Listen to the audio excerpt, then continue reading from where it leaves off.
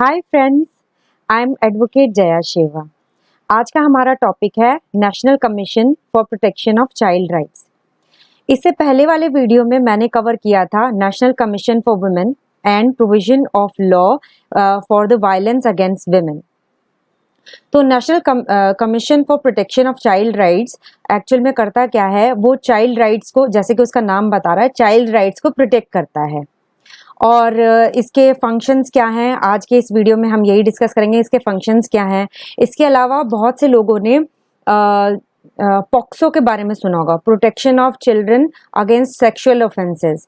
So national commission of protection of child rights for protection of child rights इसी POCSO को भी cover करता है। तो मेरे अगले वीडियो में मैं पॉक्सो की डिटेल डिस्कशन करूंगी। तो चलो शुरू करते हैं।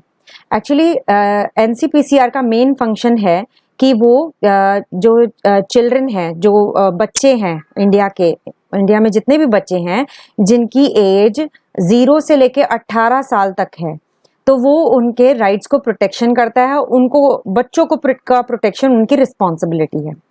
और इसके मेजर फंक्शंस हैं कि सपोज अगर कोई भी चाइल्ड राइट्स का वायलेशन होता है, ठीक है, तो और उसकी कोई रिपोर्ट वगैरह होती है, तो वो recommend initiation of the proceedings, यानी वो रेकमेंड करते हैं कि कैसे उसका प्रोसीजर शुरू किया जाए रिपोर्ट मिलने पे, और कैसे आगे बढ़ा जाए। और उनको एक बहुत बड़ा अथॉरिटी भी है सुओ मोटो डिसीजन लेने का। तो सेकंड उनका फंक्शन है examine all factors that inhibit the enjoyment of rights of children. अब बहुत से ऐसे फैक्टर्स हैं भारत में जो कि चिल्ड्रन को, बच्चों को उनके हक से वंचित रखते हैं। अब कैसे ऐसे फैक्टर्स हैं, जैसे कि टेररिज्म हो गया। टेररिज्म में क्या होता है कि बच्चों को उठा के ले जाते हैं, उनको गलत शिक्षा दी जाती है, गलत रास्ते पे लगाया जाता है। या कुछ ऐसे लोग हैं टेररिज्म के कारण जो जिनकी डेथ हो जाती है, उनके बच्चे, उनका क्या होगा। तो ऐसे टॉपिक्स पे जो national commission for protection of child rights है, इन फैक्टर्स को ध्यान में रखते हुए काम करती है। इवन डोमेस्टिक वायलेंस में भी बहुत से ऐसे बच्चे हैं जिनके घर में डोमेस्टिक वायलेंस है, जिसके कारण उनके राइट्स हैम्पर होते हैं। इवन HIV एड्स के कारण भी बहुत से बच्चे इफेक्टेड हुए हैं। ट्रैफिकिंग बच्चों के जो होता है, कुछ ऐसे बच्चे होते हैं जिनको खरीदा बेचा भी जाता है, उनके कारण भी उनके ऊपर असर पड़ता है। तो ऐसे बच्चों को प्रोटेक्ट करना और उनको सही जगह पे उनको शिफ्ट करना, शेल्टर देना, ये सब national commission of protection of child rights का काम है। इसके अलावा उनका थर्ड फंक्शन है looking into the matters relating to children in need of special care and protection. अब कुछ ऐसे बच्चे हैं जिनको स्पेशल केयर एंड प्रोटेक्शन की ज़रूरत है, जैसे कि डिसएडवांटेज चिल्ड्रन, जैसे कि गरीब हैं। जैसे कभी हम ट्रैफिक लाइट पर रुकते हैं तो आप देखते होंगे छोटे छोटे बच्चे कार या व्हीकल्स के आसपास आके बेगिंग करते हैं। तो ऐसे बच्चों का संरक्षण भी इनके फंक्शंस में आता है। इसके अलावा कुछ ऐसे बच्चे हैं जो जुर्म कर बैठते हैं, जैसे अनजाने में या जानबूझ के, उनकी संगत के कारण या फैमिली बैकग्राउंड के कारण, जो कि लॉ को फॉलो नहीं करते हैं या गलत आदतों में फंस जाते हैं। जुवेनाइल्स हैं, उनको भी ये नेशनल कमीशन कवर करता है।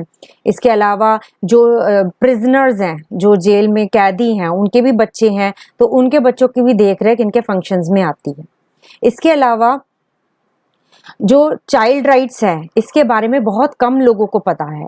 तो इसका मेजर फंक्शन है कि भाई इस बच्चों के जो राइट्स है उसके बारे में सोसाइटी के अलग अलग सेक्शंस में बताना और अवेयरनेस को प्रमोट करना। उसके लिए वो क्या करते हैं, उसके लिए वो स्कूलों में जाते हैं और सेशंस करते हैं, सेमिनार्स करते हैं, और मतलब एडवर्टाइजमेंट वगैरह करना और जगह जगह पे जाके लोगों को अवेयर करना इस बारे में।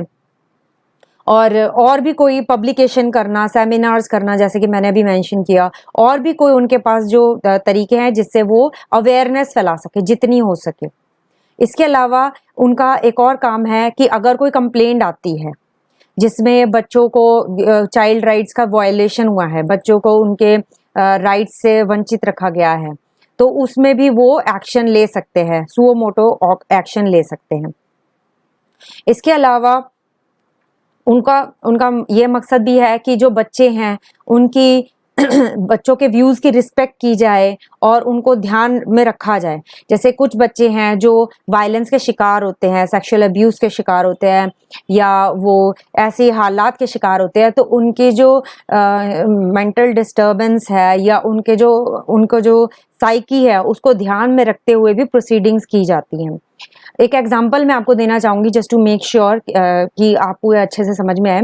जब किसी चाइल्ड राइट्स के अगेंस्ट, कोई चाइल्ड राइट्स जो वायलेट हुआ है उसके अगेंस्ट अगर कोई केस चल रहा है, तो उसमें क्या होता है, एक स्पेशल कोर्ट होती है, बच्चों को एक अलग एनवायरनमेंट दिया जाता है, उनसे प्यार से ट्रीटमेंट की जाती है, पूरा ध्यान रखा जाता है कि बच्चे पर इसका असर कम से कम पड़े और न्याय जितना जल्दी हो सके, और ज्यादा से ज्यादा कोशिश की जाती है कि भाई न्याय दिया जा सके, बच्चे को जल्दी से जल्दी और ज्यादा से ज्यादा जस्टिस किया जा सके। इसके अलावा और भी चीजें हैं जो एनसीपीसीआर कवर करती है। राइट टू एजुकेशन, जिसमें वो डायरेक्शंस देती है स्कूल्स को कि भाई आपको ये चीजें फॉलो करनी है, पॉलिसीज फॉलो करनी है, जिसके कारण मतलब बच्चों को ज्यादा से ज्यादा अच्छे माहौल में एजुकेशन प्रोवाइड की जा सके, और कोशिश की जाती है कि भाई सभी बच्चों को एजुकेशन प्राप्त हो। ठीक है, इसके अलावा बहुत से ऐसे प्रोविजंस हैं, एक्टिविटीज भी करते हैं ये लोग राइट टू एजुकेशन एक्ट के अंडर। इसके अलावा जैसे कि आपको पता है कि free and compulsory education, right to education के अंडर भी एक मुहिम चालू है, जिसमें 6 से लेकर 14 साल के बच्चों को फ्री एजुकेशन प्रोवाइड करवाने के लिए एक डायरेक्शन दिया है गवर्नमेंट ने। और भी बहुत सारे, जैसे राइट टू एजुकेशन में प्यूपल टीचर रेशो, यानी कि एक क्लास में कितने बच्चे होने चाहिए ताकि बच्चे अपनी पढ़ाई पर ध्यान दे सकें, और टीचर जो है वो बच्चों को अटेंशन भी दे सके। ठीक है, और बच्चे नेग्लेक्टेड ना फील करें। पॉक्सो एक्ट, जैसे कि इस वीडियो की शुरुआत में मैंने आपको बताया था कि पॉक्सो एक्ट भी इस एनसीपीसीआर में कवर किया जाता है। उसके अलावा जुवेनाइल जस्टिस, यानी कुछ ऐसे बच्चे हैं जो टीनेजर्स होते हैं, 18 साल के नहीं है, 18 साल से कम हैं, और वो गलत एक्टिविटीज में फंस जाते हैं, या मजबूरी के कारण वो परेशान है और उनको शेल्टर की जरूरत है, जरूरतमंद है, तो उनको भी ये एनसीपीसीआर कवर करता है।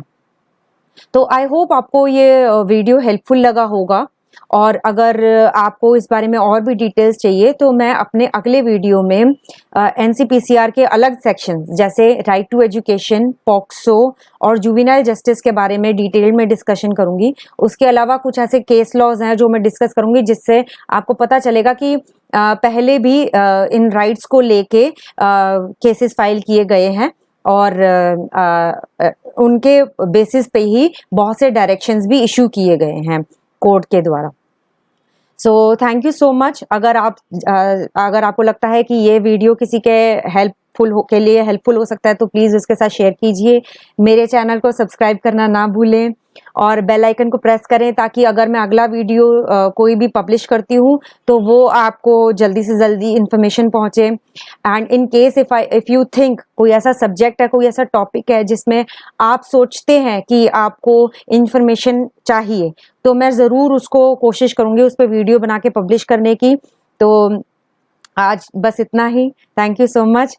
Keep healthy, keep safe, take care, bye bye.